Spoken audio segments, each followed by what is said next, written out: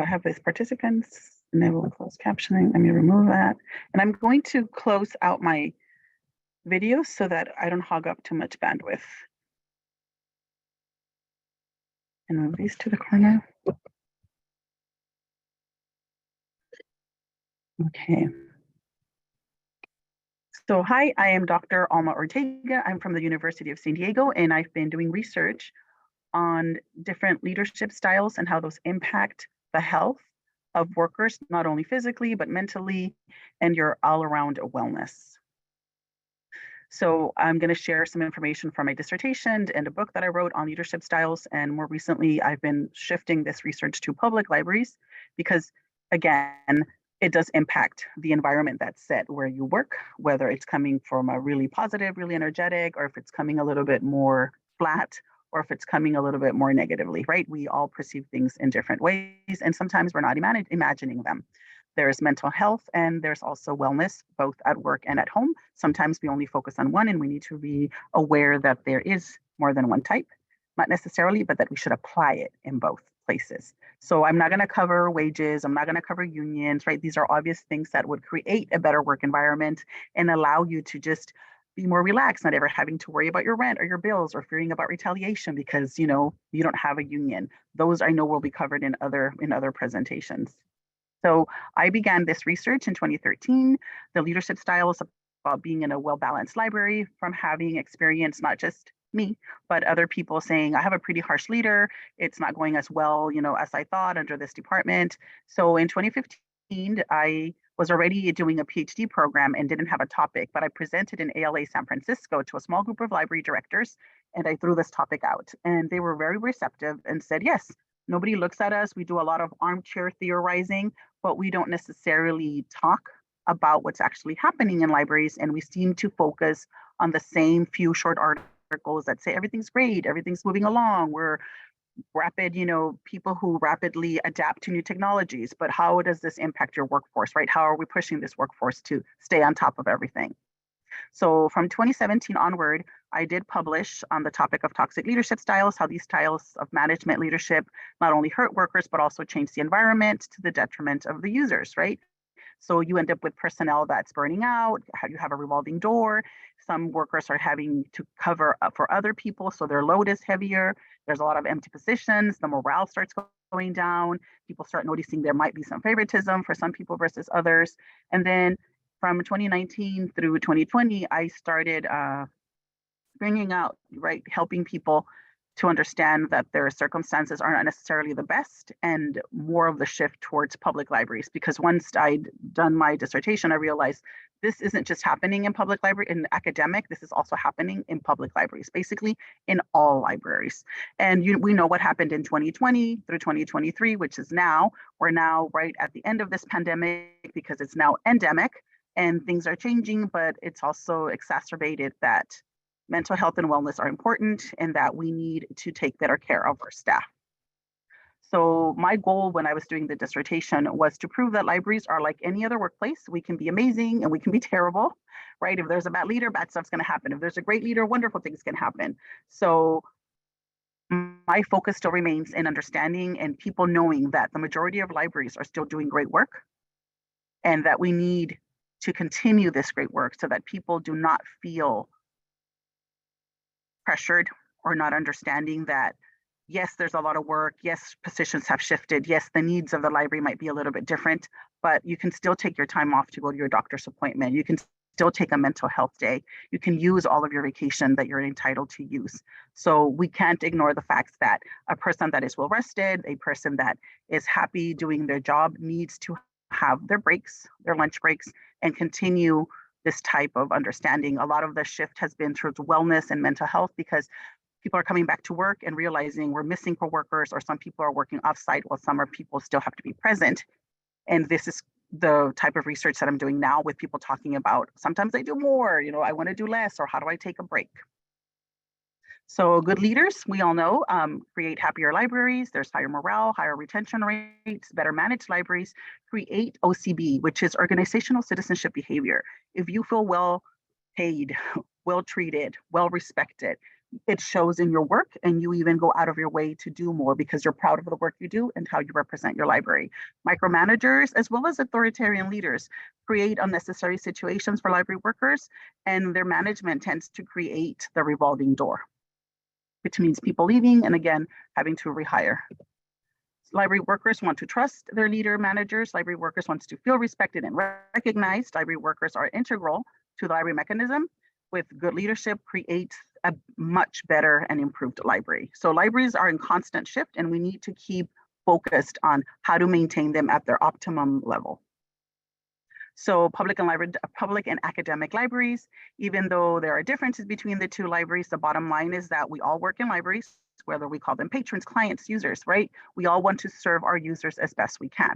Working with the public can be hard, but even working behind the scenes at times can create less than pleasant situations. It could be among coworkers or just the load that is coming from requests from the public needing materials to go out faster. And if you have shorter staff, it can create that pressure and stress. So regardless of the position held, many library personnel do the same things in and out outside of their workplace to remain healthy, mentally, emotionally, and physically.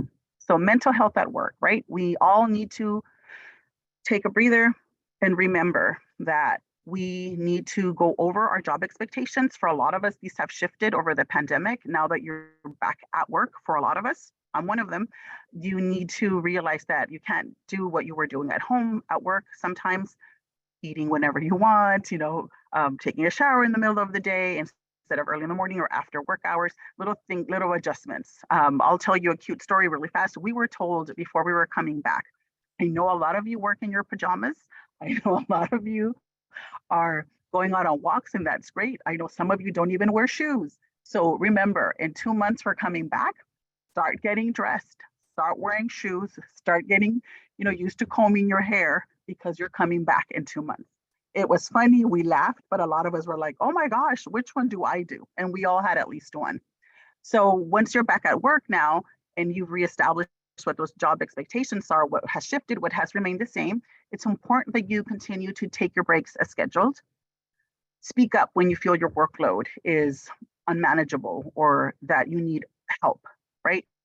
Urgent matters do arise. There's a rush book for such and such a professor, or these books have been backlogged and they just came in and you got to get them out. But whether the conflict is intradepartmental or interdepartmental, speak up when things are not going as they should be. Your supervisor is aware usually of what's going on, but when I mean take a break is walk away, not just take a break. Okay, I'm going to just shut down that email and continue working on something else. It's actually walk away from your workstation if it's possible. If not, then do some of these mental exercises in your chair or recite a short meditation. Some people, I'm at a Catholic institution, so I do see people with the little rosary who will just do one of the mysteries, right? Or just pray a little bit on their own to bring their blood pressure down, just to realize that this is a temporary situation. It helps them to feel grounded. Some people read poetry, right? Regardless of what you do, just give yourself that moment to realize this is just for now, right? And your work will continue, but you do need to step away so that you're not making it more than it is, because usually all it takes is for us to walk away momentarily. If the environment continues to be the same, of course, you can speak with your supervisor, or you may even go to human resources. You can go to work to do your job and then go home and live your life, right? That's most of our goals now when people were feeling what's going to happen with the pandemic. Are we getting the vaccines? So I'm talking from 2020 to the present, which now we do have vaccines, but there's still some places where people don't know, their jobs keep shifting and they want to be able to go do their good job and then go home. We're not surgeons, right? We don't work in hospitals. Our job isn't going to save a life or hurt a life. And we want to be able to work with our books, work with our patrons, give all the services that we can give and referrals, and then be able to go home and relax and live our life, because we know stuff happens at home too. So if a situation at work has become disturbing for you and you are mentally carrying this issue home, and at home there is no one for you to debrief or a friend that you can call, please seek professional assistance. Human Resources has options for you, and they are usually free of charge. In many instances, I know we have up to 5 sessions through an employee assistance program. And I know that public libraries as well have a lot of services available just at the beginning, because sometimes It's okay to seek assistance from a counselor, psychologist, or therapist. And honestly, most people visit this type of person once or twice and they just get it all out, feel better, learn one or two coping mechanisms or exercises, and can go forward. But if you feel that you would benefit from more sessions, they will also let you know, right? If they feel or you feel, you can also ask for them. You don't have to just talk to about what is bothering you. You can also have aspirational conversations and get guidance for your career plans. We've had a couple people where I work who did use EPA, and one of them found it extremely useful, did all the sessions and even did more and expanded in the type of work they do. And then I had another person who just went once and then out of courtesy went a second time and said, I found it somewhat useful, but I don't need to keep going. So it depends on what you're dealing with and how you're chatting about the situation that's happening at work. So from the library workers that I've interviewed over the years, some who were very happy to have someone to dump on all of their emotions without it being the same family member or friend again and again, right? They want to keep the people they trust for the good stuff and the family stuff. Some went only once, like I said, because it's enough. Other people used all of the free sessions. Why not? They did feel better and realized that letting out their emotions in a healthy way made them better workers or allowed them to concentrate better and continue doing their job. But I do want to emphasize, do not hesitate to seek out help if you are in need of mental health care. Libraries are great places for information, and most, if not all, strive to offer mental health support to all of their employees. At home, sometimes we get distracted in the workplace and it is not from work itself, but because stuff from home is coming with us to work. So taking it out sometimes works, right? Just talking it out, not taking it out, but talking it out. If you live with the family unit, right, you can all have this conversation and things can perhaps a misunderstanding. It's just like, oh, you meant this, not that, and we go forward. However, right, there are more serious things that happened at home and it could be impacting you so much that now it's time to talk to someone that is not, well, it can be a family member or a friend, but if you need professional assistance, you need to start speaking up. And if you do not have that, again, seek out to speak to a counselor or therapist who deals with family issues. And it's worth mentioning again, if you feel you need assistance, please speak up. Libraries, again, are great places and that strive to help their people be better workers, be a better person so that you can be your whole self, not only at work, but also at home. You're not going to be well. If things are not going well at home, they're not going to go well at work because you're going to bring that, and it's the reverse as well. So wellness at work, right? During my lunch break, I try at least 2 days a week to take a 10-minute walk to get some fresh air. After 6 months, I've noticed it makes a difference in how I feel. This is from some of the people who have responded to the surveys that I've sent out. And somebody else said, I make an effort to participate in every wellness event HR plans for us. I've learned it's okay to use my sick time and vacation without feeling guilty. Other people shared, I start and end my workday with breathing. I just sit in my chair and breathe in and out at least 5 times, sometimes 10, because I need to bring down my blood pressure. In the morning, I get to let go of the commute or coffee shop drama. At the end of the day, I let go of the workday itself and can go home feeling lighter.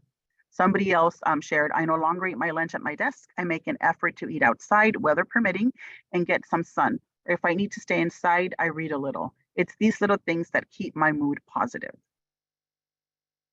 Wellness at home, people shared, I try to balance time with friends, family, and being by myself and doing things I enjoy in both settings to keep my mind going. For example, I read, play video games, and go to the movies by myself. But I will go out on walks with some neighborhood friends to play Pokemon Go or go to dinner or a bar to catch up with family and friends. Somebody else said, I exercise, especially getting outside for walks. I like to socialize with friends. I pet and play with my cat. I always try to remember to breathe deeply. It's hard, but it's getting easier. I'm trying to get more rest than I have in prior years. COVID-19 did a doozy on me.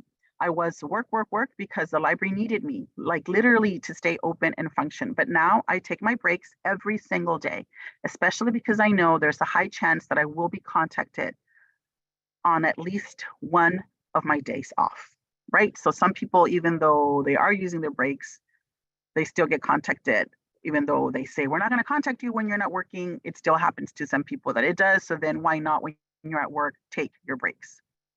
So the recurring themes of all the different brochures, I'm going to move this to the side, of all the different questionnaires is that people like to go out for walks.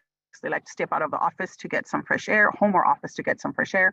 breathing with purpose inside and outside of the building where you are, socializing with friends and family at an event or a restaurant, playing games online or board games, cooking to decompress or to eat healthier, exercising for mental and physical health, resting properly. You don't always get to be on if you're resting. Taking it easy, listening to your body, getting your checkups or annual exams as scheduled and not delaying or skipping them. Health is a big component of wellness. So if you're not taking care of yourself, you need to make the time. There's only one of you, right? All of us are just the one person. And if we want to continue in our careers, if we want to be giving the best of us and grow in it, we need to be feeling well physically, mentally, and emotionally. And this can only happen if we feel secure in our place of work and if we want to continue caring about ourselves and the work that we do and everyone around us. And everything was moving along. And let me find my cursor again. It left. There we go. So I would like to talk about there's no such thing as work-life balance. This was pushed to us all the way through early 2020, and then we know what happened. But already we were hearing people like Ariana Huffington, and I know at my place of work, we still kept getting PowerPoints and presentations about come to learn about work-life balance, but there's no such thing. Well, some people are up, some other things are up, down and up, right? It doesn't stop. So the tips to aim for a better balanced life, which would be a more proper thing to say, is that includes your friends, your family, your health, your wellness, work, and leisure, right? All of these are important. Know that there is no such thing as work-life balance. It just does not exist. The reality is that our work and lives are on a seesaw, and sometimes one is up while the other one is down. That is normal. What is not normal is one always being up and the other always being down. It needs to fluctuate. So as long as you're able to be cognizant, be aware that your life is an active seesaw, it's okay. Sometimes, right, it's our lives that have to take top priority, and at other times for temporary projects, it's work. It will never be even, it just can't. That is the way things are. Rarely do things happen to be everything everywhere all at once, right? Though sometimes it may feel like it. When that happens, be sure to take a break. Just stop and analyze the things that are happening right now. Realize how to prioritize. Obviously, health is number one. If you are not healthy, you can't perform at home as a family giving member emotionally or at work because you're not going to be feeling well and you're not going to be able to do your best. Work, like life, are in constant motion. Thank you. And I'm going to leave up the time to questions and I'll stop the share.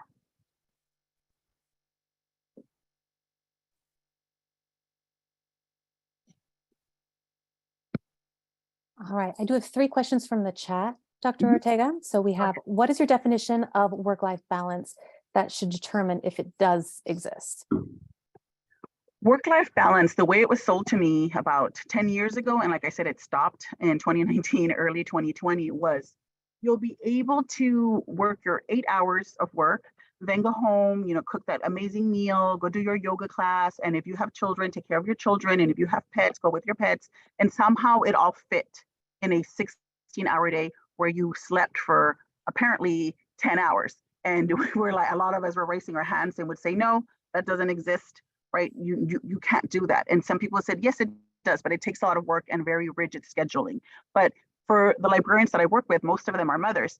Their children's schedules dictates a lot of what they do outside of work. And sometimes they do have to take time off from work to go pick up their children if something happened, if one of them fell ill, or if a field trip happened and it ended early. So that already is breaking the routine of what we're sold of a 9 a.m. to 6 p.m. day where all the work happens. And you're also actually, if you're a professor, or you're also planning classes and grading, we know that's not true. If you're in a public library, sometimes there's meetings that happen in the community and people want to be active. Again, that's all breaking into the so-called routine of the balance. And then people say, well, I'm going to go on a vacation and that's when I'm going to get to rest and take a break, which is great. But we all know most of us take 2 weeks vacations and sometimes that's not enough.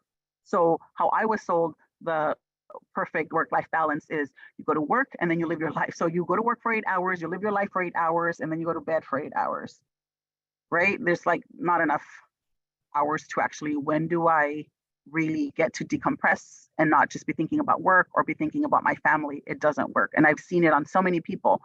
And in the research that I did, I had 597 people partially fill out. Only 497 really did fill it all out. 900 looked at it. They felt it was daunting. They were just like, this can't happen. So just by having so many people say this doesn't exist is how I know it's not happening, especially for women librarians, because they're not only carrying their home, but they're also doing their job full time.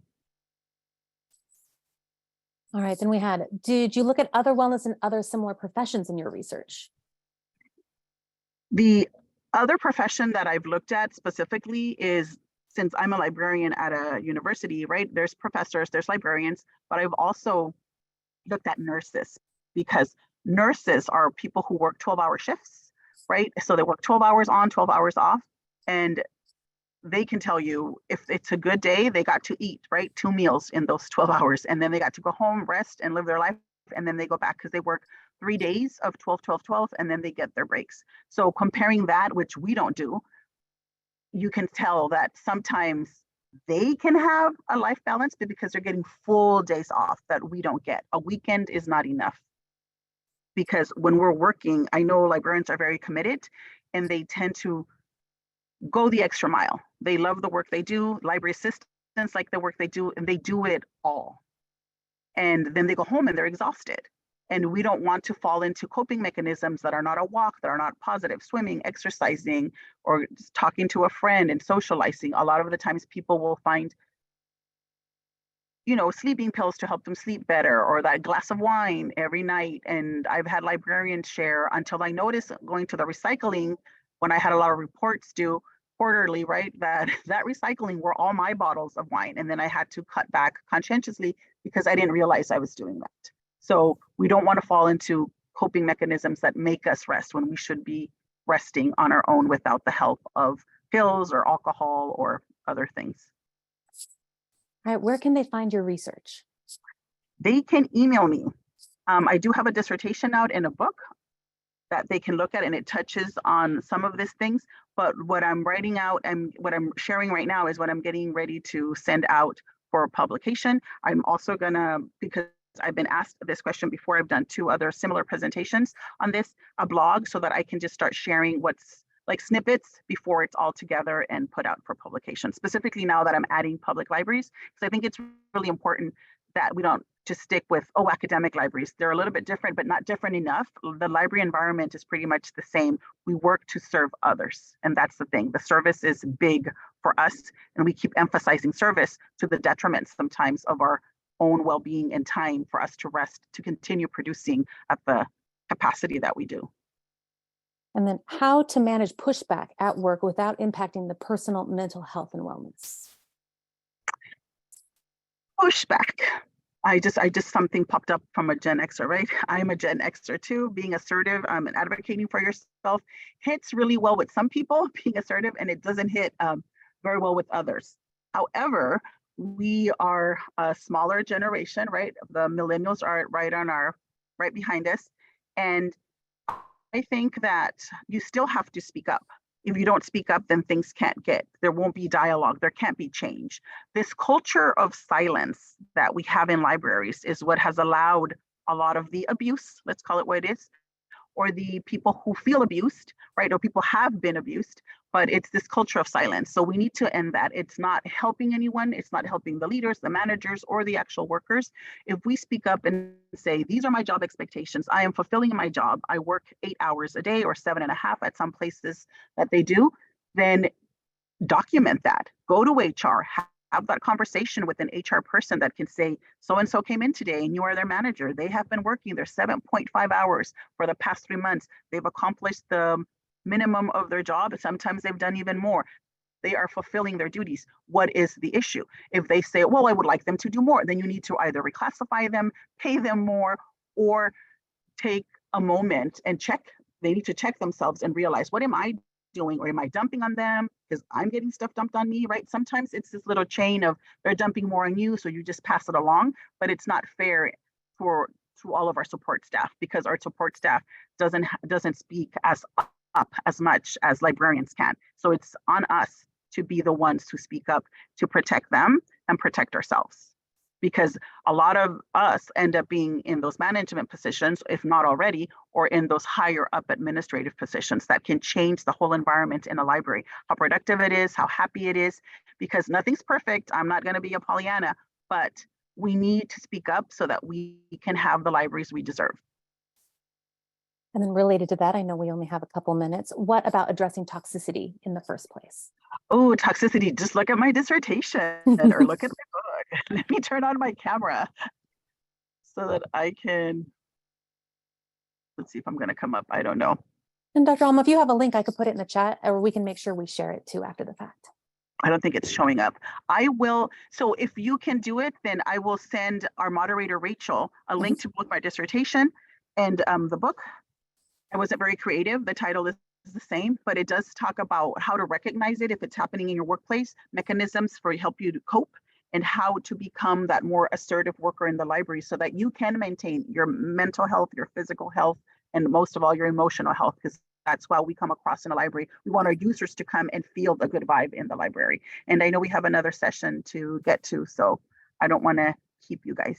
You've got like 2 minutes. If there's anyone who has anything left. Yeah, so it is 2:26 right now, and I think it is 2:30 that we have to end. So if there's any last thing you want to address, Dr. Alma, Somebody mentioned the assertive. Yes, it is a privilege that librarians have, and we need to own it, and we need to use it to the betterment of our departments, of our libraries, of all of our staff, so that the libraries can continue to keep producing not only all of the work that needs to get done, but this good vibe. I'm going to continue with that thing. We need this good vibe so that the library can be that anchor, that heart of the university, that heart of the community where people come and can get services still for free. Perfect. And I'll make sure we put a link to Dr. Alma's things in all of the resources for you folks so you have access to them. Oh, thank you. All right, guys. It is 2:26. Dr. Alma, thank you so much. Anything else you want to say before we say goodbye? No, thank you so much. And I will stop the recording.